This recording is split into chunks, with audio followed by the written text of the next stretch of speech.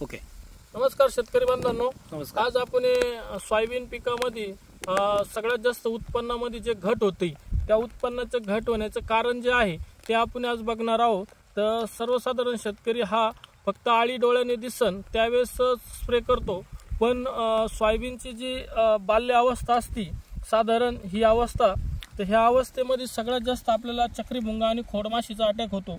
याचं कारण असं आहे की ज्यावेळेस आपलं जो सोयाबीन जे असते ते सोयाबीनचं हे जे स्टेम असतं हे नाजूक असतं, बारीक असतं.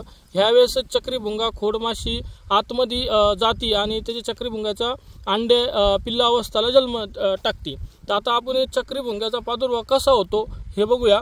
प्रथमतः चक्रीभुंगाने आता याच्यामध्ये आतमध्ये शिरकाव केलेला आहे आणि या शिरकाव करून याची जी पिल्ला अवस्था ही आतमध्ये आहे तर ही कशी ओळखायची, तर हे इथे एक रिंग आणि इथे एक रिंग अशा दोन रिंगा चक्रीभुंग्याने केलेल्या आहे आणि आतमध्ये पिल्ला अवस्था आहे. तर हे काय करतं, ज्यावेळेस आता हे ह्या कंडिशनला आतमध्ये जाऊन बसलेला आहे तो हा काय करतो, ज्यावेळेस आता याचे कार्य असं चालू आहे का हा जो झायलम आहे आतमधला हा झायलम हा खात राहतो आणि बाल्य अवस्थेत असतो. पण याचं उत्पन्न घटण्याचं कारण असं की ज्यावेळेस आपल्या शेंगाला सोयाबीनला शेंगा लागतात आणि त्यावेळेस ज्यावेळेस अन्नद्रव्य जास्त घेण्याची गरज राहते त्यावेळेस हा आतमधून ह्या चक्रीभुंग्याने आतमधून पूर्ण झायलम पोखरलेला राहतो. त्याच्यामुळे शेंगाचा दाना भरत नाही, सोयाबीन पिवळी पडती, चिपुटी पडती.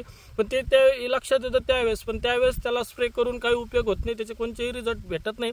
आता आपल्याला साधारण 20 ते 25 दिवसाच्या आसपास सोयाबीन असतानाच आपल्याला कीटकनाशकाचा स्प्रे करायचा आहे. साधारण 20-20 दिवसाच्या अंतराने स्प्रे करायचा आहे. तुम्ही घरडा केमिकलचं ब्लॅक हे औषध आहे, त्याच्यात इंडोक्सा कार्ब आहे आणि फ्रिप्रोनिल आहे. हे तुम्हाला थ्रिप्स आणि चक्रीभुंगा खोडमाशीच्या याच्या नियंत्रणासाठी उत्कृष्ट असे त्याचे रिझल्ट आहे.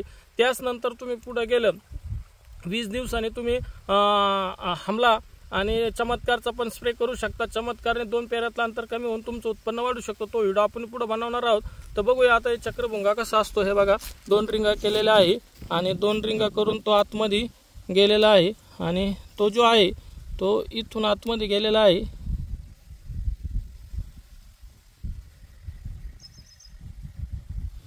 हा खूप बारीक आहे त्याच्यामुळं दिसणं शक्य नाही, तरी पण मी दाखवण्याचा प्रयत्न करणार आहे. एवढं कोणी बघत नाही त्याच्यामुळं आपल्या उत्पन्नाचं घट होती. हे बघा तुम्ही बघू शकता, दिसला का? हे बघा बघू शकतात. हा आहे चक्रीभुंग्याचा बाल्य अवस्था. म्हणजे ह्या अवस्थेपासून तो सोयाबीन 60-65 दिवसामध्ये हा पूर्ण झायलम हा खाल्लेला राहतो. असं चक्रीभुंग्याचं ही स्टेज सोयाबीनमध्ये आहे. तर सर्व शेतकऱ्यांना माझी विनंती आहे का तुम्ही सोयाबीन पेरल्यानंतर 20 ते 25 दिवसापासून साधारण त्याचं कीटकनाशकाचे स्प्रे करा का जेणेकरून चक्रीभुंगा तुमच्या सोयाबीनमध्ये आतमध्ये जाऊन शिरकाव करणार नाही. तो तुम्ही आत्ताच नियंत्रित केला तर तुमचं निश्चितच उत्पन्न वाढेल आणि याच्यासाठी तुम्ही घरडा केमिकलचं ब्लॅक लिटरला 2 मिली याचं फवारणी करावी. धन्यवाद.